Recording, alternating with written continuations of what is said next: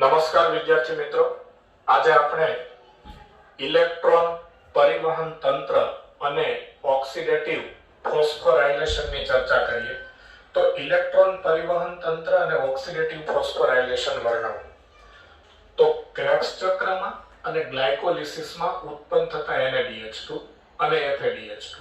FADH2 માત્ર crabs ચક્રમાં જ ઉત્પન્ન થાય. એનું ઓક્સિડેશન થાય એટલે તેમાંથી 2H+ અને 2 ઇલેક્ટ્રોન મુક્ત થાય છે, જે ઓક્સિજન સુધી વહન પામી પાણીનું નિર્માણ કરે છે.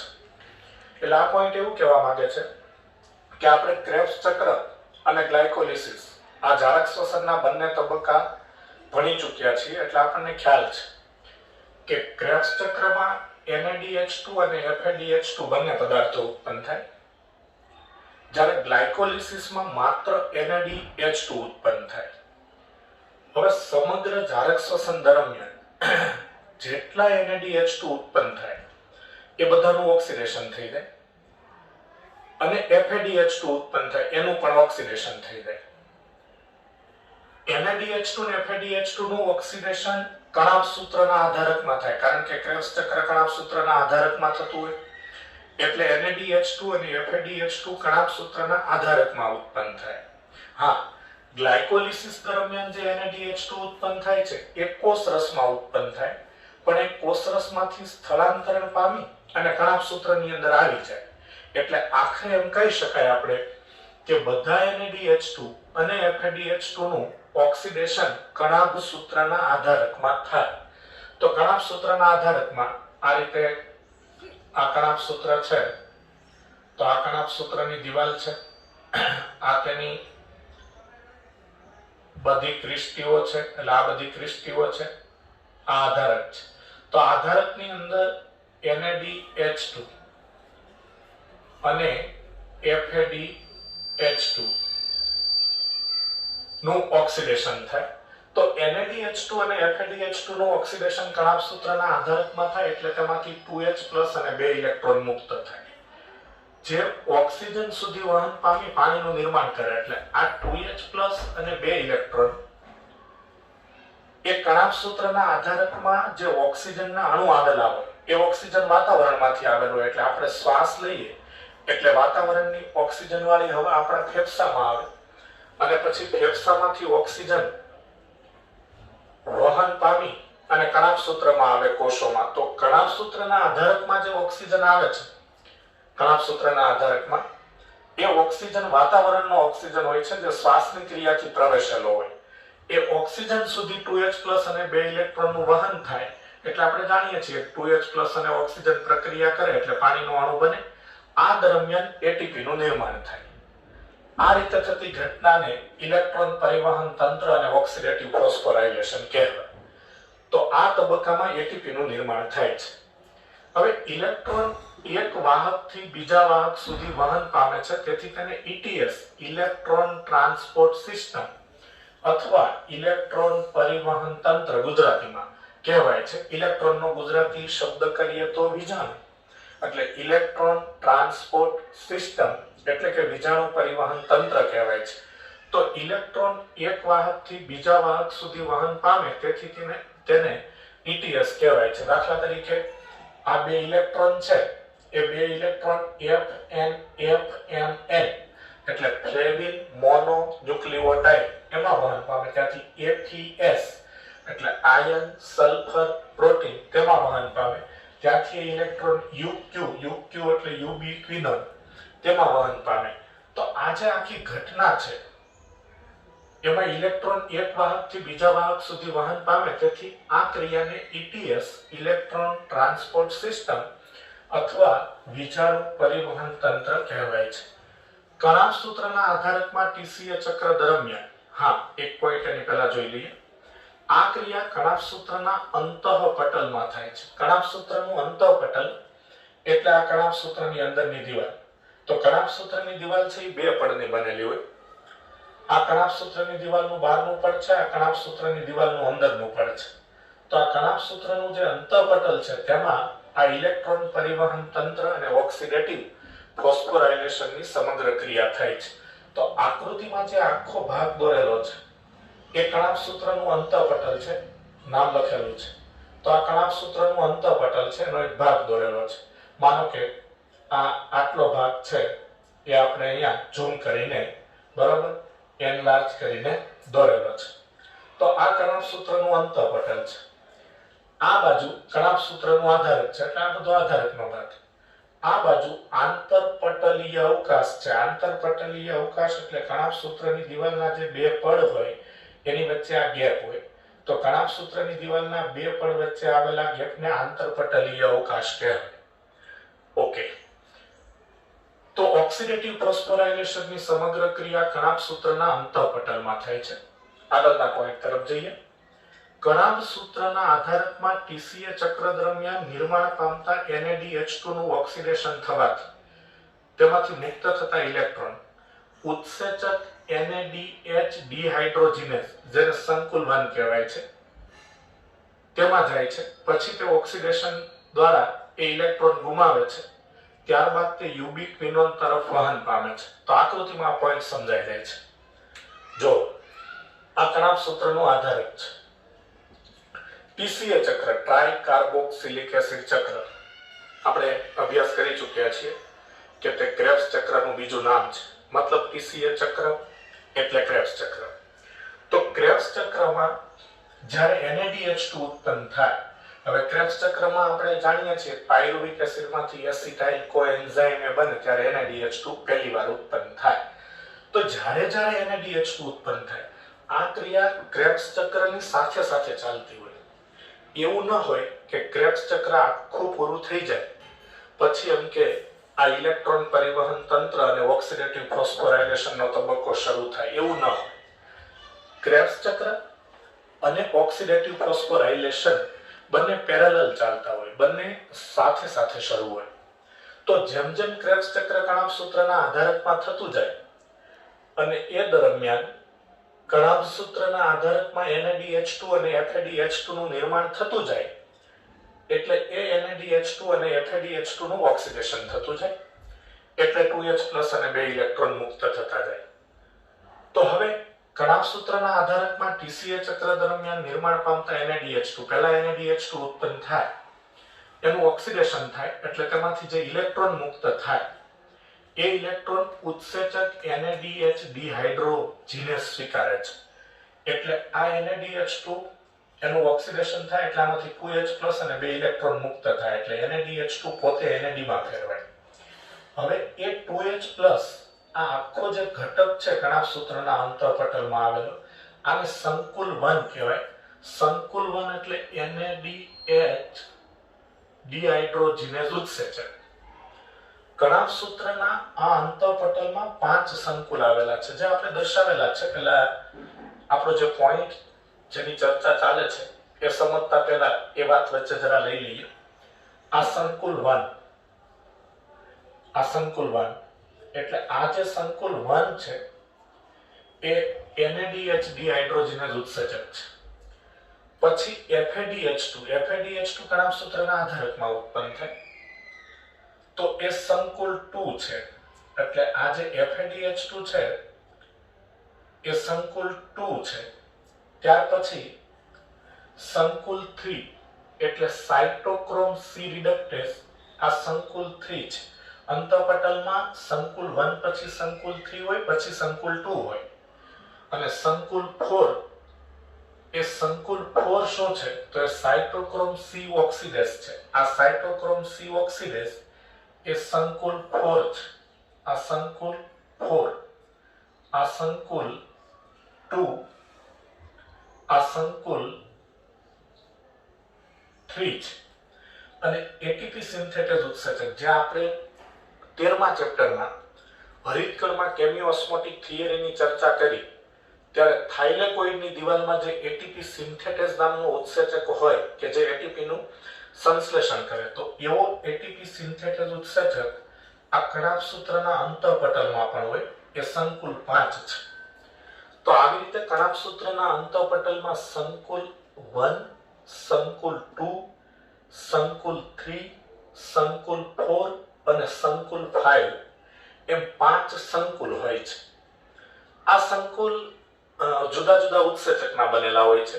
જેમ કે સંકુલ 1 છે એ NADH ડિહાઇડ્રોજિનેઝ ઉત્સેચક ધરાવે છે. સંકુલ એટલે કેટલાક ઘટકોનો બનેલો પદાર્થ, કેટલાક ઘટકોનું સંયોજન.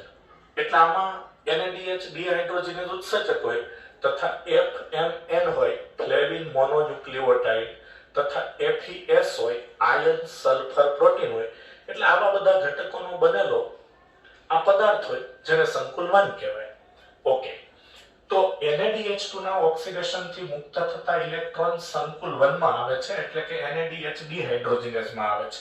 તો સંકુલ 1 આ NADH ના ઇલેક્ટ્રોન મેળવે એટલે એનું રિડક્શન થાય, પણ પછી તરત જ ઇલેક્ટ્રોન ગુમાવી દે. ઇલેક્ટ્રોન ગુમાવે એટલે ઓક્સિડેશન થાય. તો NADH2 માંથી છૂટા પડેલા ઇલેક્ટ્રોન સૌ પહેલા આ સંકુલ 1 મેળવી લે, એટલે પહેલા સંકુલ 1 નું રિડક્શન થાય, પછી તરત જ સંકુલ 1 એ ઇલેક્ટ્રોન ગુમાવી દે. એટલે તમે જોઈ શકો છો કે સૌપ્રથમ એને ઇલેક્ટ્રોન પ્રાપ્ત કર્યા, એટલે કે રિડક્શન થયું આ સંકુલ 1 નું. એટલે આ બે ઇલેક્ટ્રોન ત્યાંથી FMN માં આવ્યા, ત્યાંથી FES માં આવ્યા, પછી તરત જ એને આ ઇલેક્ટ્રોન ગુમાવી અને યુબિક્વિનોન ને આપી દીધા. તો જ્યારે આ સંકુલ 1 ઇલેક્ટ્રોન ગુમાવે છે ત્યારે તેનું ઓક્સિડેશન થાય છે, અને એના ઓક્સિડેશન થી જે ઇલેક્ટ્રોન દૂર થાય છે એ યુબિક્વિનોન, UQ એટલે તેનું ફૂલ ફોર્મ યુબિક્વિનોન છે, જે ખૂબ જ ગતિશીલ ઇલેક્ટ્રોન વાહક છે. તો આ યુબિક્વિનોન ને આ સંકુલ 1 તેના ઇલેક્ટ્રોન આપી દે છે. તો સંકુલ 1 યુબિક્વિનોન ને ઇલેક્ટ્રોન આપી પોતે ઓક્સિડાઇઝ થાય છે, તેનું ઓક્સિડેશન થાય છે અને ઇલેક્ટ્રોન યુબિક્વિનોન તરફ વહન પામે છે. હવે યુબિક્વિનોન FADH2 એટલે સંકુલ 2 માંથી ઇલેક્ટ્રોન પ્રાપ્ત કરે છે. તો અહીંયા આપણે જોઈ શકીએ છીએ આ યુબિક્વિનોન છે, આ યુબિક્વિનોન છે, આ સંકુલ 2 છે, અહીંયા લખેલું છે. હવે ક્રેબ્સ ચક્રમાં FADH2 નામનો પદાર્થ એક જ પ્રક્રિયા દરમિયાન ઉત્પન્ન થાય છે. યાદ કરો ક્રેબ્સ ચક્રની પ્રક્રિયાઓ, કે જ્યારે ક્રેબ્સ ચક્રમાં સક્સીનેટ એટલે કે સક્સિનિક એસિડ નામનો કાર્બનિક પદાર્થ ફ્યુમેરેટ એટલે કે ફ્યુમેરિક એસિડમાં ફેરવાય ત્યારે સક્સિનિક એસિડ તેના હાઇડ્રોજન ગુમાવે છે. હાઇડ્રોજન ગુમાવે એટલે સક્સિનિક એસિડનું ઓક્સિડેશન થાય. એ હાઇડ્રોજન એ સમયે FAD ફ્લેવિક એડિનાઇન ડાઇન્યુક્લિયોટાઇડ નામનો પદાર્થ સ્વીકારે છે, એટલે FADH2 માં ફેરવાય છે અને સક્સિનિક એસિડ ફ્યુમેરિક એસિડમાં ફેરવાય છે. તો સમગ્ર ક્રેબ્સ ચક્ર દરમિયાન FADH2 નું નિર્માણ એક જ પ્રક્રિયા દરમિયાન થાય છે. જ્યારે સક્સિનેટ ફ્યુમેરેટમાં ફેરવાય છે ત્યારે, એટલે કે સક્સિનિક એસિડ ફ્યુમેરિક એસિડમાં ફેરવાય છે ત્યારે FADH2 નું નિર્માણ થાય છે. તો આ FADH2 ઓક્સિડેશન પામે એટલે એ પણ ઇલેક્ટ્રોન મુક્ત કરે. FADH2 એટલે FADH2 ઇલેક્ટ્રોન મુક્ત કરે એટલે પોતે FAD માં ફેરવાય, અને એ ઇલેક્ટ્રોન કે જે FADH2 માંથી છૂટા પડ્યા એ પ્રાપ્ત થાય સંકુલ 2 ને. બરોબર? ઓકે, હવે એ સંકુલ 2 FADH2 ના ઇલેક્ટ્રોન પ્રાપ્ત થાય યુબિક્વિનોન ને. એટલે આપણે અહીંયા લખ્યું છે યુબિક્વિનોન FADH2 એટલે કે સંકુલ 2 માંથી ઇલેક્ટ્રોન પ્રાપ્ત કરે છે. એટલે FADH2 નું ઓક્સિડેશન થાય, એટલે FADH2 તેના હાઇડ્રોજન અને ઇલેક્ટ્રોન ગુમાવે એટલે પોતે FAD માં ફેરવાય, અને એમાંથી જે ઇલેક્ટ્રોન છૂટા પડે એ ઇલેક્ટ્રોન યુબિક્વિનોન માં આવે. અને અહીંયા જોઈ શકાય છે કે આ FAD બની ગયો, કારણ કે FADH2 એના બે ઇલેક્ટ્રોન ને 2H+ ગુમાવે એટલે પોતે FAD માં ફેરવાય છે. FADH2 માંથી બને પછી બે ઇલેક્ટ્રોન પહેલા FES માં આવે અને પછી યુબિક્વિનોન માં આવે. એટલે આપણે ડાયરેક્ટ લખી દીધું યુબિક્વિનોન FADH2 માંથી ઇલેક્ટ્રોન પ્રાપ્ત કરે છે. રિડ્યુસ્ડ યુબિક્વિનોન, હવે આ યુબિક્વિનોન ઇલેક્ટ્રોન પ્રાપ્ત કરી લે એટલે ઇલેક્ટ્રોન પ્રાપ્ત કરે, ઇલેક્ટ્રોન સ્વીકારે એટલે એને રિડક્શન થયું કહેવાય. એટલે યુબિક્વિનોન બે ઇલેક્ટ્રોન સ્વીકારી રિડક્શન પામે એટલે એને રિડ્યુસ્ડ યુબિક્વિનોન કહેવાય. રિડ્યુસ્ડ એટલે કે રિડક્શન પામેલો યુબિક્વિનોન, જેને યુબિક્વિનોલ પણ કહેવાય, એ સાઇટોક્રોમ BC1 દ્વારા સાઇટોક્રોમ તરફ ઇલેક્ટ્રોનનું વહન કરે છે. તો આપણે આકૃતિમાં જોઈ શકીએ છીએ આ યુબિક્વિનોન, એને સંકુલ 2 માંથી ઇલેક્ટ્રોન પ્રાપ્ત થયા અને સાથે 2H+ પ્રાપ્ત થયા, કારણ કે FADH2 નું ઓક્સિડેશન થાય એટલે FADH2 માંથી બે ઇલેક્ટ્રોન ને 2H+ બંને ઉત્પન્ન થાય. હવે બંને કોણ સ્વીકારે? યુબિક્વિનોન. એટલે યુબિક્વિનોન H+ સ્વીકારી યુબિક્વિનોન H2 એટલે UqH2 માં ફેરવાય એટલે રિડક્શન પામે. પછી એમાંથી ઇલેક્ટ્રોન સાઇટોક્રોમ B માં જાય, પછી એ PS માં જાય, પછી સાઇટોક્રોમ C1 માં જાય. એટલે આને સંયુક્ત રીતે બોલીએ તો સાઇટોક્રોમ B અને સાઇટોક્રોમ C1 એટલે કે સાઇટોક્રોમ BC1 દ્વારા એ ઇલેક્ટ્રોન અહીંયા જોઈ લો, અહીંયાથી આ ઇલેક્ટ્રોન સાઇટોક્રોમ C ને પ્રાપ્ત થાય. આ ઇલેક્ટ્રોન સાઇટોક્રોમ C ને પ્રાપ્ત થાય. તો અહીંયા લખ્યું છે આપણે કે રિડક્શન પામેલો યુબિક્વિનોન સાઇટોક્રોમ BC1 દ્વારા સાઇટોક્રોમ તરફ ઇલેક્ટ્રોનનું વહન કરે છે.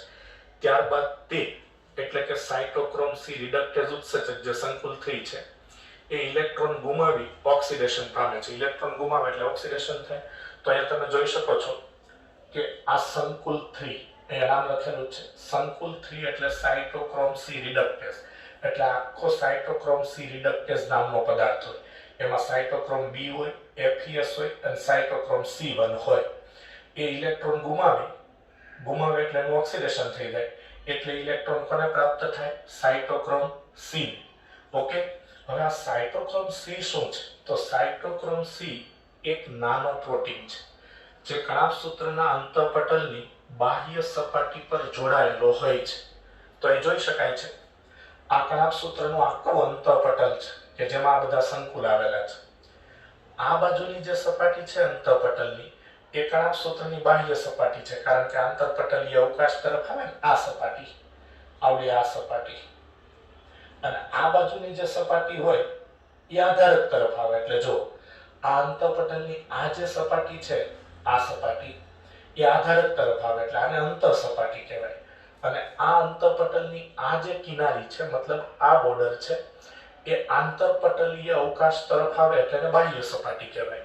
તો સાઇટોક્રોમ C એક નાનો પ્રોટીન છે જે અંતઃપટલની બાહ્ય સપાટી પર જોડાયેલો હોય છે.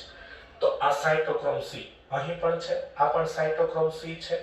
આ અંતઃપટલની બાહ્ય સપાટી પર તે ચોંટેલો છે અને તે એક નાનો પ્રોટીન છે જે ઇલેક્ટ્રોનને સંકુલ 3 અને સંકુલ 4 વચ્ચે વહન કરાવનાર ગતિશીલ વાહક છે. એટલે સાઇટોક્રોમ C છે એ આ સંકુલ 3 અને આ સંકુલ 4 એની વચ્ચે ઇલેક્ટ્રોનનું વહન કરાવે છે. તો આકૃતિમાં સ્પષ્ટ દેખાય છે કે આ જે ઇલેક્ટ્રોન છે એ સાઇટોક્રોમ C1 માંથી આવે પછી તે સાઇટોક્રોમ C માં આવે. સાઇટોક્રોમ C એ ઇલેક્ટ્રોનને આ સંકુલ 4 માં મોકલે. એટલે સાઇટોક્રોમ C એ સંકુલ 3 માંથી ઇલેક્ટ્રોનને સંકુલ 4 માં મોકલે છે. એટલે આપણે એવી વાત કરી કે સાઇટોક્રોમ C ઇલેક્ટ્રોનને સંકુલ 3 અને સંકુલ 4 વચ્ચે વહન કરાવનાર ગતિશીલ વાહક છે.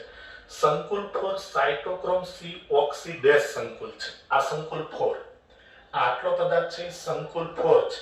તો તે સાઇટોક્રોમ C ઓક્સિડેઝ છે. વિદ્યાર્થી મિત્રો એક ખાસ ધ્યાન રાખજો કે સંકુલ 3 એ સાઇટોક્રોમ C રિડક્ટેઝ છે અને સંકુલ 4 એ સાઇટોક્રોમ C ઓક્સિડેઝ છે. એટલે MCQ પૂછાય કે સંકુલ 3 કણાભસૂત્રના અંતઃપટલમાં આવેલ સંકુલ 3 નું નામ જણાવો તો સાઇટોક્રોમ C રિડક્ટેઝ. સંકુલ 4 નું નામ જણાવો તો સાઇટોક્રોમ C ઓક્સિડેઝ. ઓકે, જેમાં સાઇટોક્રોમ A અને સાઇટોક્રોમ A3 તથા 2 કોપર કેન્દ્ર હોય છે. તો એ પણ જોઈ શકાય છે. આ સંકુલ 4 છે. તો સંકુલ 4 ના બંધારણમાં કયા કયા ઘટકો હોય? તો સંકુલ 4 ના બંધારણમાં સાઇટોક્રોમ A અને સાઇટોક્રોમ A3 હોય તથા Cu કેપિટલ A, Cu એટલે કોપર, અને Cu સ્મોલ a એટલે કે 2 કોપર કેન્દ્ર હોય છે, Cu કેપિટલ A અને Cu સ્મોલ a. ઓકે, છેવટે આ સંકુલ 5 કે જે ATP સિન્થેટેઝ ઉત્સેચક છે એ ATP નું સંશ્લેષણ કરે છે.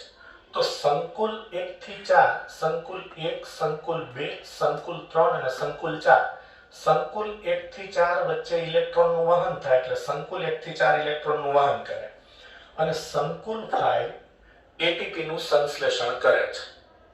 ઓકે, એક NADH2 ના અણુનું ઓક્સિડેટિવ ફોસ્ફોરાયલેશન થાય આ રીતે એટલે 3 ATP ઉત્પન્ન થાય. એટલે કે જ્યારે ઇલેક્ટ્રોન દાતા તરીકે NADH2 હોય, NADH2 ઓક્સિડેશન પામે એટલે ઇલેક્ટ્રોનનું દાન કરે, ઇલેક્ટ્રોન મુક્ત કરે ત્યારે 3 ATP ઉત્પન્ન થાય. અને એક FeDH2 ના અણુનું ઓક્સિડેટિવ ફોસ્ફોરાયલેશન થાય એટલે કે FeDH2 નો એક અણુ ઇલેક્ટ્રોનનું દાન કરે, ઇલેક્ટ્રોન દાતા તરીકે વર્તે, ત્યારે ATP ના બે અણુનું સંશ્લેષણ થાય છે. તો એક FeDH2 ના અણુનું ઓક્સિડેટિવ ફોસ્ફોરાયલેશન થવાથી 3 ATP ઉત્પન્ન થાય છે.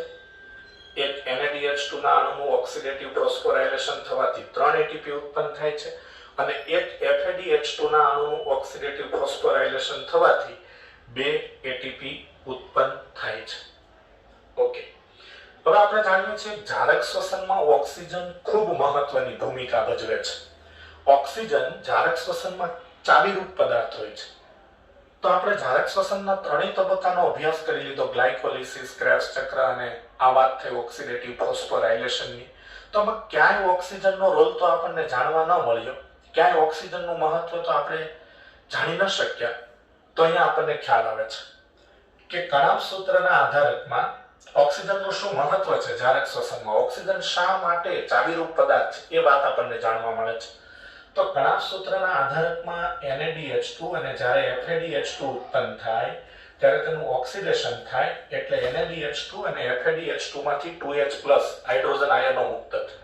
એ 2H+ આ NaDH2 ના 2H+ આ રીતે અહીંયા આંતરપટલીય અવકાશમાં આવે એટલે NaDH2 એના જે 2H+ ઉત્પન્ન કરે, ફરી પાછો બીજો NaDH2 હોય એ એના 2H+ ઉત્પન્ન કરે એટલે 4H+ દર્શાવેલા છે. તો એ રીતે હાઇડ્રોજનના અણુ 4H+ કે 2H+ એવું આપણે નહીં બોલીએ, હાઇડ્રોજનના અણુ જેને પ્રોટોન કહેવાય. એટલે NaDH2 અને FeDH2 ના અણુમાંથી છૂટા પડતા હાઇડ્રોજનના અણુ, હાઇડ્રોજન આયનો એટલે કે પ્રોટોન્સ આ આંતરપટલીય અવકાશમાં આવે છે, જે તમે અહીંયા જોઈ શકો છો. તો આ આંતરપટલીય અવકાશમાં જેમ જેમ H+ આયનો આવતા જાય છે તેમ આંતરપટલીય અવકાશમાં H+ ની સાંદ્રતા વધતી જાય છે. એટલે આંતરપટલીય અવકાશ તરફ કણાભ સૂત્રના અંતઃપટલની જે બાહ્ય સપાટી છે ત્યાં ધન વીજભાર ઉત્પન્ન થાય છે અને આધારકમાંથી H+ દૂર થઈને અહીં આંતરપટલીય અવકાશમાં આવી જાય છે એટલે આધારકમાં ઋણ વીજભાર ઉત્પન્ન થાય છે. ઓકે, આગળ હરિતકાળમાં પણ આપણે અભ્યાસ કરેલો કે થાઇલેકોઇડમાં H+ નો ભરાવો થવાથી પ્રોટોન મોટિવ ફોર્સ ઉત્પન્ન થાય.